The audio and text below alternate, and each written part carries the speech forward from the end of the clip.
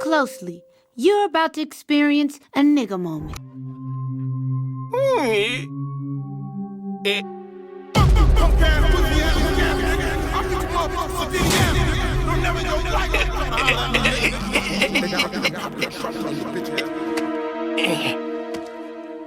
What's good, anime enthusiasts? Welcome back to Mushoku Tensei. We're back from a small little break from the convention. Now we're getting back to business. Now, with this business, 2 episodes, episode 9 and 10, pretty. I don't want to say okay, but they're nice, small episodes. Not really a whole lot happens. We mainly get to be introduced to a new character. We finally get a callback to some things in the previous episodes, and now we are getting into like debunk the anime itself, debunking its own like mythic legends and stories, which is a nice added touch to see like what's real, what isn't real, what they're kind of emulating real life, saying like, hey, these big bad people are really bad, you shouldn't meet them. And when you actually meet the big bad people, they're not that bad. And once you learn about their backstory and what really happened to them, then you feel like, oh, things are a lot much deeper back when the wars happened. There's a lot more intrigue that's going on. But other than that, we're just mainly learning more about demons, the Supreds, and our newest companion. And I'll say, it's pretty fun on that. However, I do have my first real actual critique, and that probably might be a personal thing, especially when it comes to the storytelling so far, but we'll get to it when we get to it. How about you, JD? I'm in a pretty decent spot regarding like the anime right now. I am very interested to see how this man god, quote unquote, is going to be influencing the story from here. Foreshadowing. Foreshadowing? What do you know, good sir? That's my critique. Don't worry, like I said, we'll get to it when we get to it. But let's go ahead and jump into it. Episode 9, A Chance Encounter. So, speaking of Man-God, hi Man-God, who are you? Wait, the MC is in this subliminal dream-like white mental space. And he's back in his old body. And of course, like maybe anybody should, you start to question, okay, who is this Man-God? Who is this goofy dude that's talking about like existential things? And even we get to learn a couple of things, like the Man-God calls this place or the world's a 6-sided world, probably mentioning that there's 6 worlds already. And the Man-God didn't do the reincarnation for the MC. It was actually, or possibly, that the wicked dragon god did it, or at least it's better at reincarnation, which poses us to believe that maybe there's a god for each and every race, possibly, or there's like 6 gods. Who really knows? But all in all, the MC doesn't really want to listen to the Man-God, and the Man-God just being a jester, being vague and cryptic and Mr. Riddle Man. But the Man-God wants to give him some advice, a tip, explaining how the demon continent is a harsh place and how he actually got there, then a man of disaster. And the end of it, the MC is like, all right, I'll take the tip. And the tip is, rely on the man who you will see when you wake up and help him. Who is that man? Well, Ruijerd wakes up and there's a Supred, an actual one. Green moss hair, red gem in his eye. Oh no, that's bad. And of course, Ruijerd is scared. However, he gets chill because the Supred is chill. And Ruijerd talks in a demon tongue, and the Supred speaks very frankly, very monotone, very to the point. And we found out that Ghislaine is nowhere to be found. And the man we're speaking to, the Supred, is Ruijerd Supredia.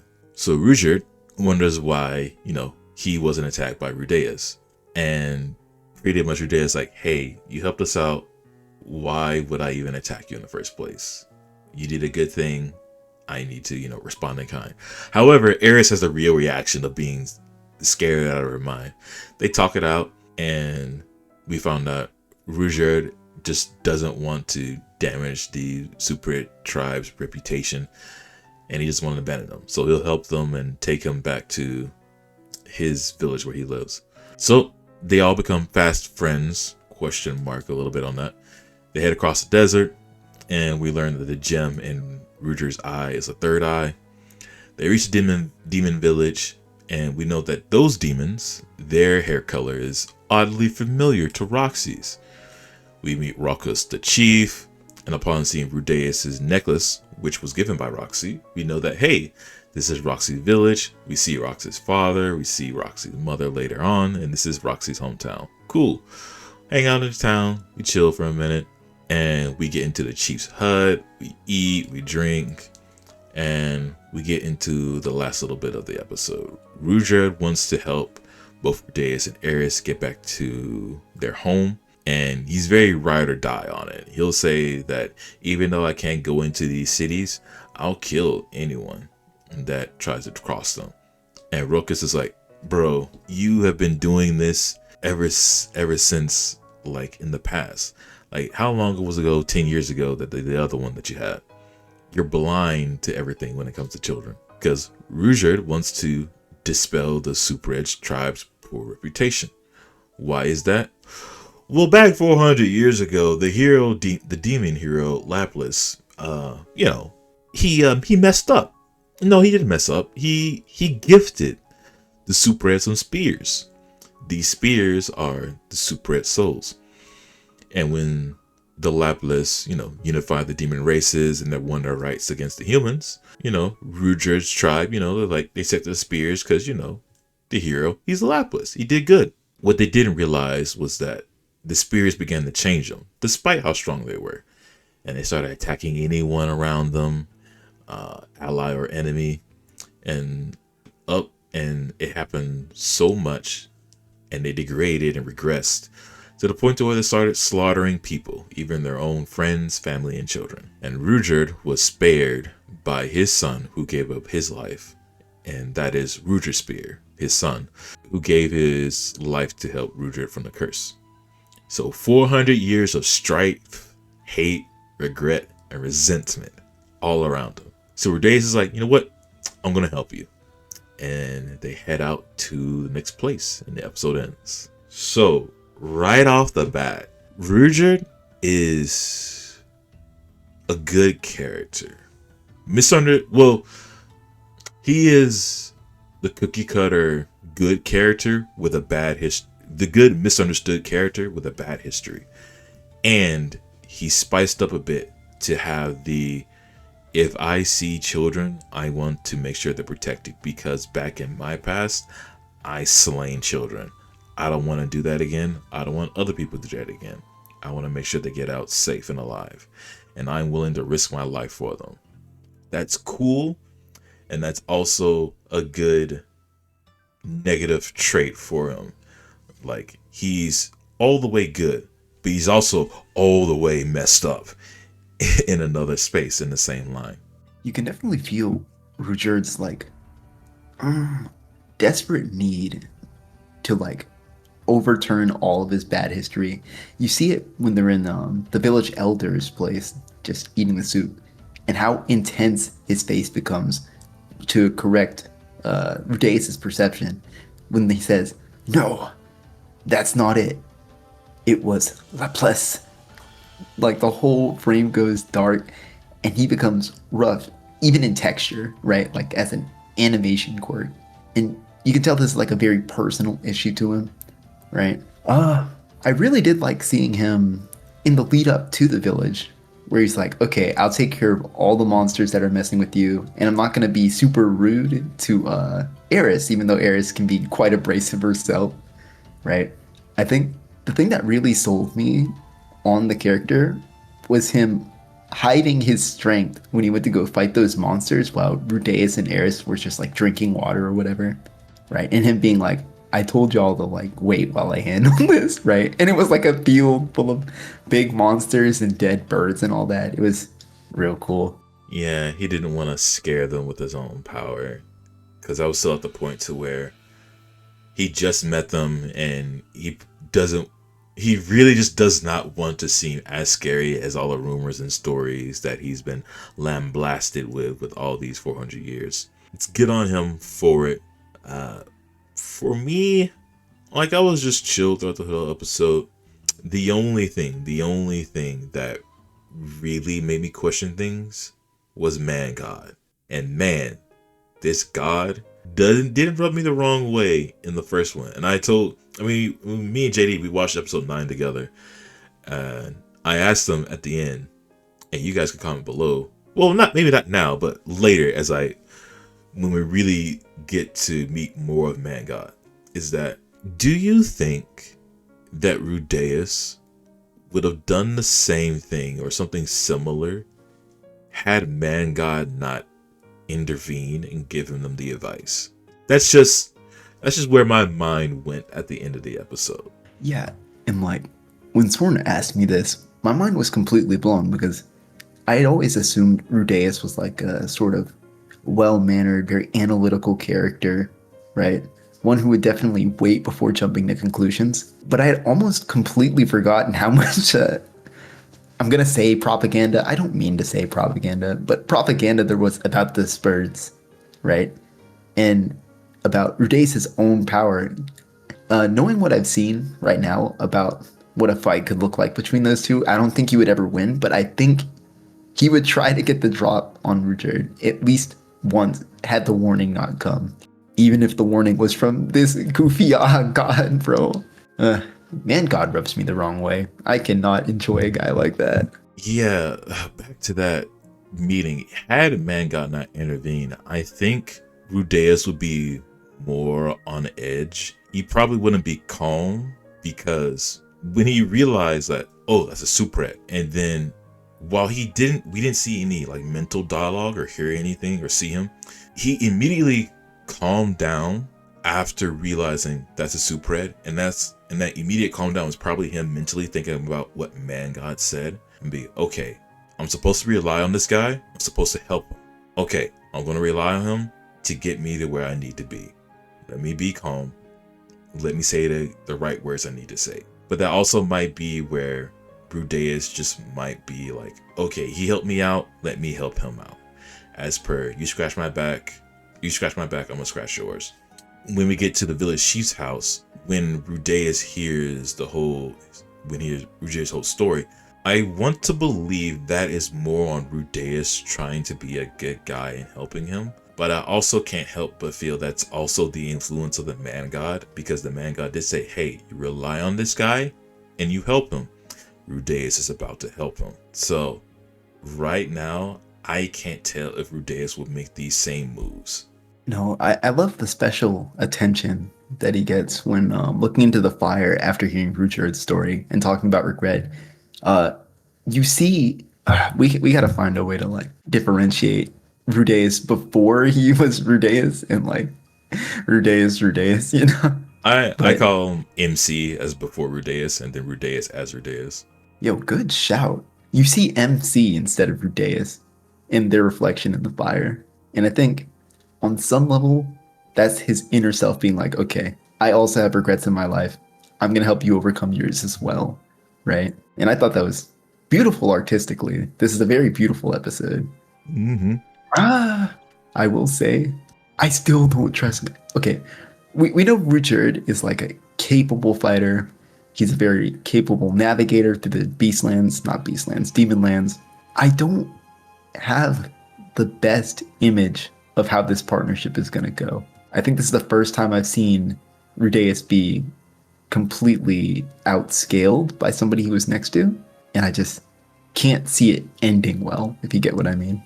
Well, my man, the next episode, episode 10, will really shine a light onto all of your worries and make them possibly come to true.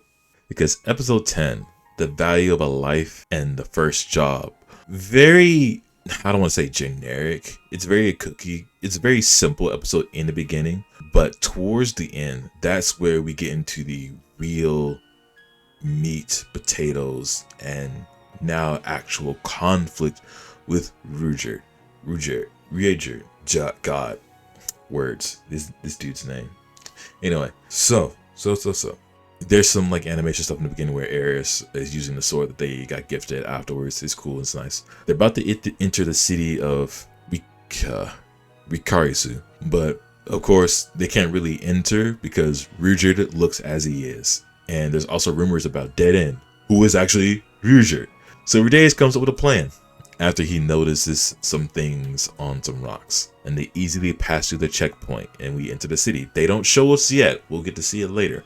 But they mill about the city. We get the intro.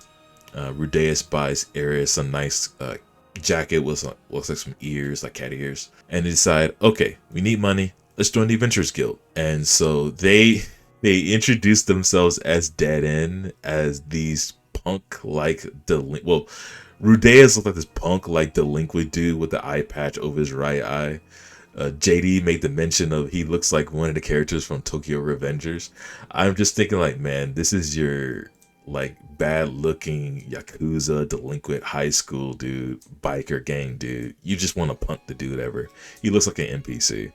But of course, when they introduce themselves as Dead End, they all look to the demon, Ruijerd, expecting a Supre. But no, Ruijerd just has blue hair, which matches up with how a Supre is supposed to look, the moss green hair. And so they start laughing at them and they start, clowning on them. And so now they're pretty much like the bottom of the barrel party. And they do manage to join the Adventurers Guild, and they can't take on slaying jobs because they're the lowest rank. So, and they're still being clowned on. And even Horse Demon dude comes over and says, hey, yo, you're better off just taking off these small, simple jobs like finding a lost cat. And so they start to leave. Ruijerd evil eyes the frog dude. And afterwards, they go about town. They mill about. They get to the inn. Ares has an altercation with a demon group because she can't speak demon. And she bodies them. And Rudeus comes over, helps quell that situation. And those three demons, hopefully we see them soon. Probably so. As they are the Tokurabu Toughs. They chill in their room in the inn, and when Rudeus goes to sleep, MC meets Man-God again in his mental space. They have a little back and forth, and now the Man-God gives his next tip. Next tip is to accept the lost kitten job, and all of MC's worries will come to an end. Cool. So he does as they do. They take the job, they follow the tracks, they find a slit in some rock formations in the city, and they enter a cave. Inside the cave, there's a bunch of cages with animals and pets, and they decide to hide. As the perps return, they get to jump on them, and okay, cool. Everything's cool, everything's calm. Let's get to see what they're up to. So Rudeus walks up, attempts to interrogate them, but he gets kicked away. Then Ruijerd beheads the guy who kicked Rudeus. And now we have the first title of the episode come up. The value of a life, as they discuss life, death, evil versus not evil. Eventually, we found out that these guys kidnap pets. They wait for the lost pet jobs to come up, and they scrape the money from that by returning the pets. So it's a very sick system of mooching off of people's lost pets by kidnapping them. They never go above D rank, and they scrape off the bottom of the barrel. So Rudeus comes up with a plan. It's like, hey, you and us, we're going to work together in exchange for your lives. Of course, Ruijerd doesn't want that to happen because they're evil. Evil is evil. They have another debate. So now it's set up to where those two remaining guys, they level up to C rank. They accept these high-paying jobs while we give them their low-paying jobs. And they spread the word about how cool and good Dead End is. And that is how the episode ends. Now, let's first address the value of life and how Ruijerd acts, because that is the most important highlight of this episode, and how the conflict happens between Ruijerd and Rudeus. Because we all remember back when Rudeus had the fake kidnapping and he got scared over death. This time, he is more afraid of other people dying at not only his hand, but others' hand, or who he's dealing with. Essentially humanoid lives, not really worried about monsters. And Rudeus believes, and it's also kind of true, that because Ruijerd killed somebody, Ruijerd is perpetuating the actual rumors of Suprets being crazy and insane. And this is undermining Rudeus's hope to try to quell that bad reputation. Unfortunately, Ruijerd does not see gray. He sees black and white. Evil is evil, good is good. They kidnap other people's pets and take these lost pet jobs, then pretend to return them, only to steal them again. They are bad, they are evil, they deserve to die. Rudeus, on the other hand, is like, you can't just keep killing everyone that is evil. They probably have a reason to do so. We learn their reason. They're just scraping by and making money. They aren't hurting anybody. They aren't killing anybody. They're just taking pets. Ruijerd, again, evil is evil. Evil deserves to die. And while Eris kind of helps out by saying, hey, Rudeus has been trying his best to help you out and get us out. You can't be killing people relentlessly. You need to listen to Rudeus. He is smart. He has come up with these plans. Don't mess it up for him and us and you yourself. Ruijerd kind of like steps back a bit, but he is on his mission to help them, because even Ruijerd said he hurt children. He deserves to die. Like, he is that black and white on things. There is no gray with Ruijerd. And that is an amazing negative quality about him that I like. No, it's excellent building, to be honest, right? He who has the reputation of being evil has absolutely no qualms about killing someone who even does something remotely bad, right? He has no tolerance for that, right? And during the argument right after killing him, I want to make special note, Eris didn't flinch at all. She simply saw what happened and then looked away, not bored, but maybe like it wasn't any of her business, right? Yeah. Oh, go. No. I'm just saying, yeah.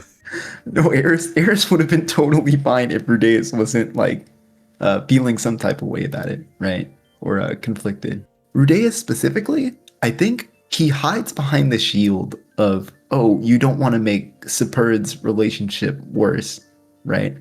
But I think really Rudeus hasn't come to terms about like actually killing people or having death occur, right, in front of him, right? I think the most honest reason why Ruijerd shouldn't kill people, the one he gives, is that he simply does not want to be afraid of him, right? I think that's like the most honest answer he could give, right?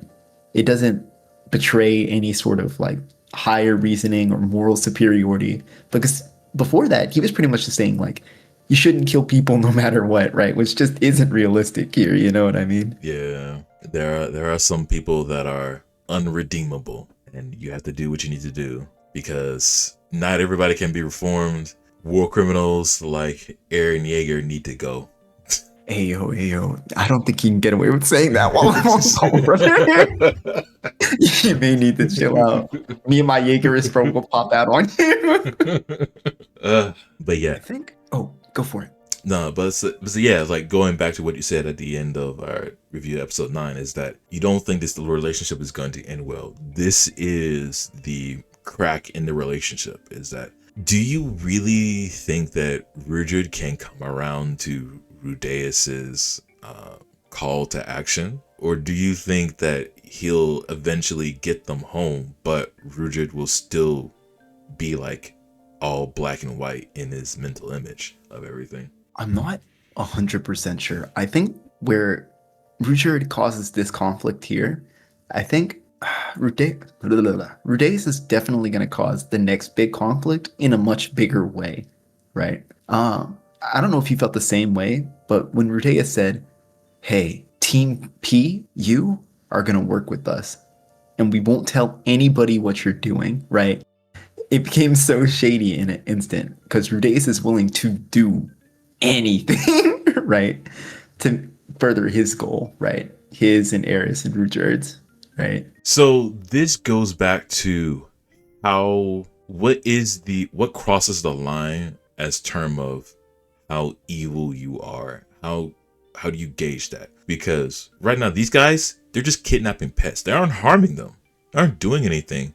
They're just doing petty stuff to get by.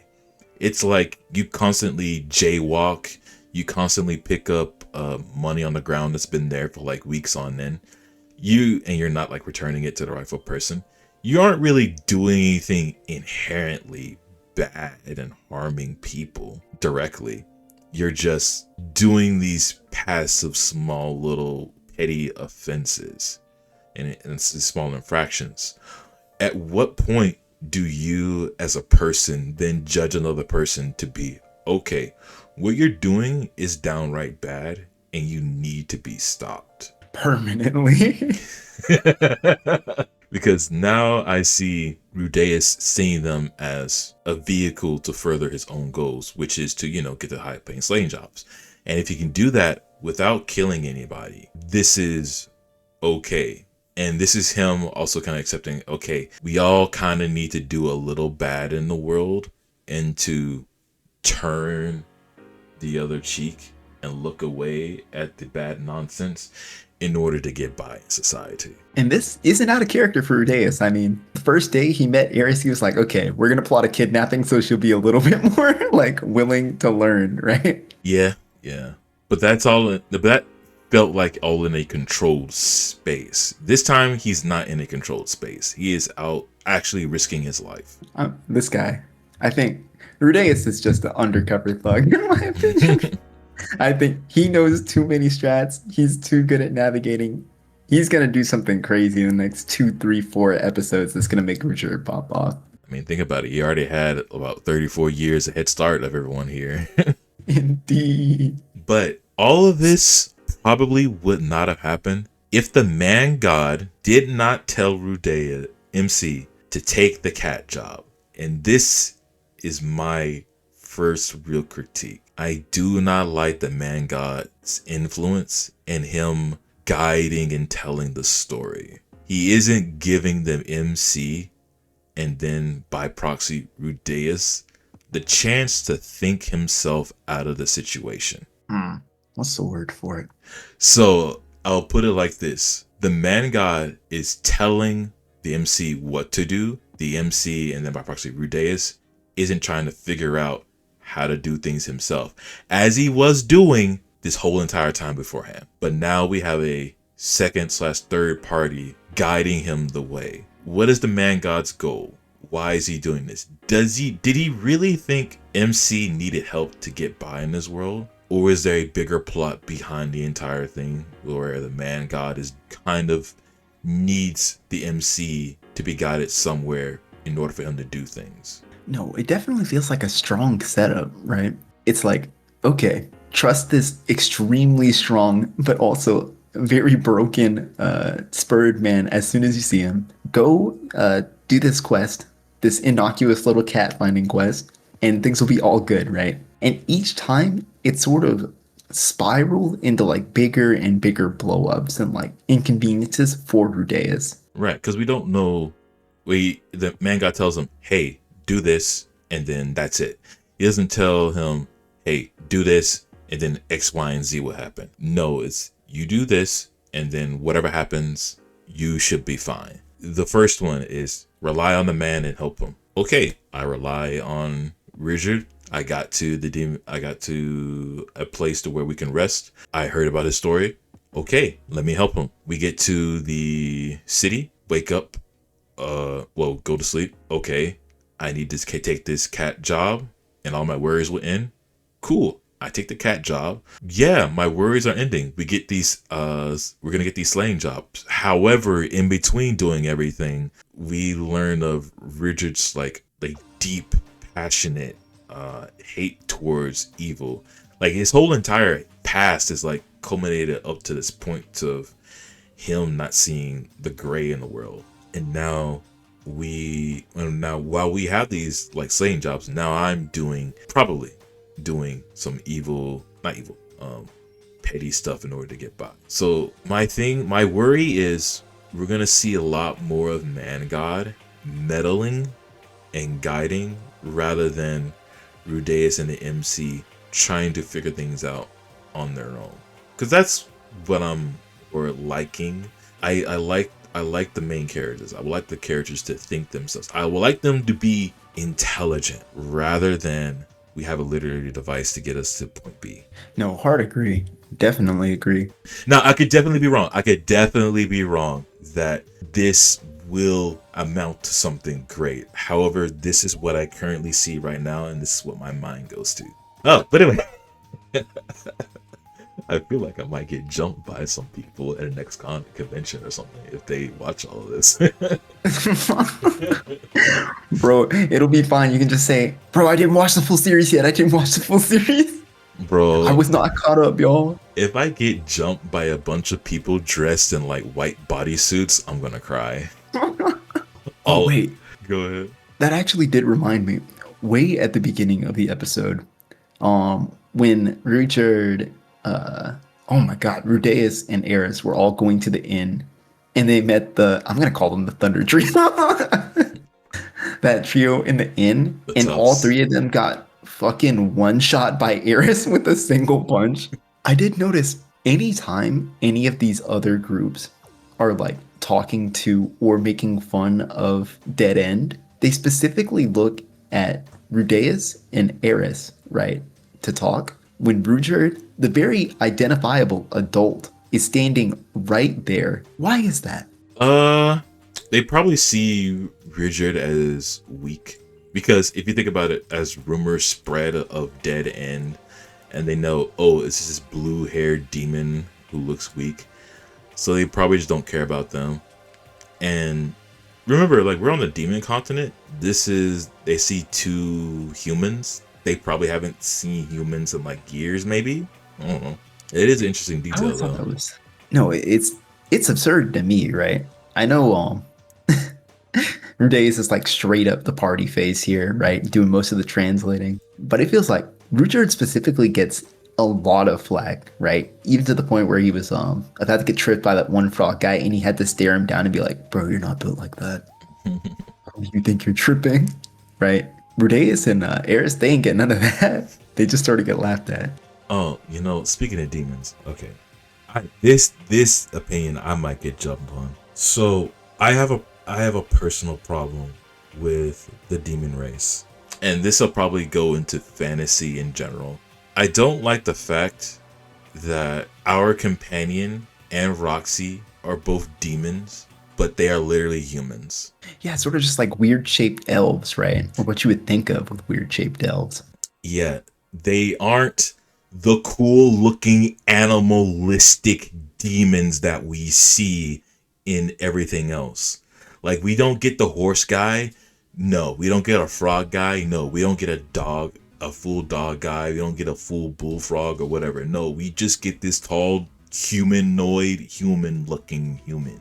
No, I definitely really, I enjoyed like the biodiversity that came with this new city, right? There were a lot of like interesting designs here, even though they were sort of just like beast folk, right? I don't know if they fully count as quote unquote demon, but no, they are. Compared to the other demons we've seen, it's been way better, I think. Way more emblematic. So here's the second problem, right? So we already know beast folk. They are literally humans with small beast-like qualities. Ghislaine has a tail. All the maids, they have the like animal tails and animal ears and whatnot. That's it. They are literally, if you really want to be basic about it, they're just what are called half furries. And the demons, they're full furries. I have an issue with that. I haven't, and not the fact that like the furry nonsense. No, I have an issue that the beast folk are just half beast people. That's it, period. No full on beast. The full beast are actually demons, and they have everything. I'm not talking about like succubuses, incubuses, vampires, or whatever. Oh, I'm gonna feel if there's an undead race and that's where they all are, I'm gonna be so mad as well. The demons are literally just full like beast people, which makes sense. It's like, full bipedal monsters, but they're just like there. And of course, the other demons that we get that look probably half demon, but they just still look humanoid in shape with maybe long pointy ears or whatever. They don't have any other like, I can't remember that having any horns. Yeah, sure, Ruijerd has like a gem on his forehead, but that's literally nothing. I can take a gem and stab it into my forehead and call it a day.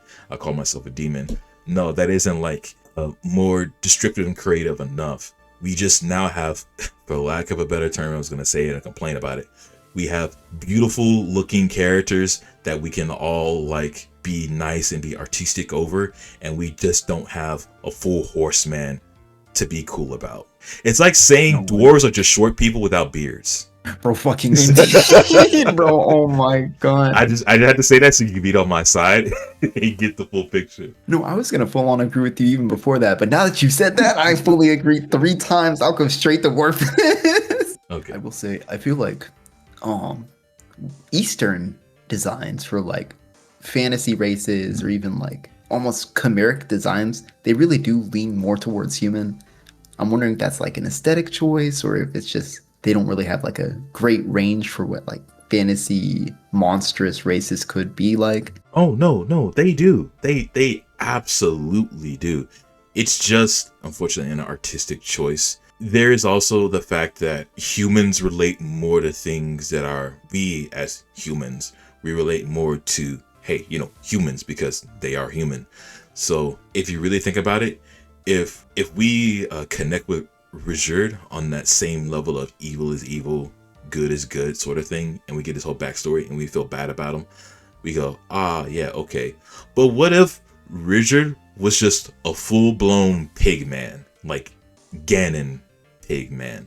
Would you really then have that same connection and empathy if he looked like a pig? Oh god, this is a hard question for me specifically, right? Just because I'm coming off the back of Genosha, I love werewolf games, right? I love werewolves as a concept. In my heart of hearts, I would say yes for sure. I'm always down to like humanize monsters, right? But I know it would be way harder, right, for me to empathize. It would take much longer, and I would need a lot more like evidence, you know what I mean? I need to see a lot more like progress towards that stuff than if he were human like he is here. That's the thing. And of course, going back to the art style, how beautiful can you make a pig? Don't, and all of you do not say anything about 7 Deadly Sins, all right? 7 Deadly Sins? Yeah, I forgot the name of the character, but there's a small little pig. That's one of the main cast. I can't wait to see this image exactly in the video. No, it's just a cute small little thing. That's it. Oh god, I'm really testing my 7 Deadly Sins knowledge. I believe the pig also carries the tavern. I can't remember that much, but that's like my thing. But anyway, that is all I got. You got anything else, JD? Oh, okay. I think I've said this before, but the introduction and ending for every episode is some of the most beautiful, like cinematic world building in a time lapse I've ever seen, right?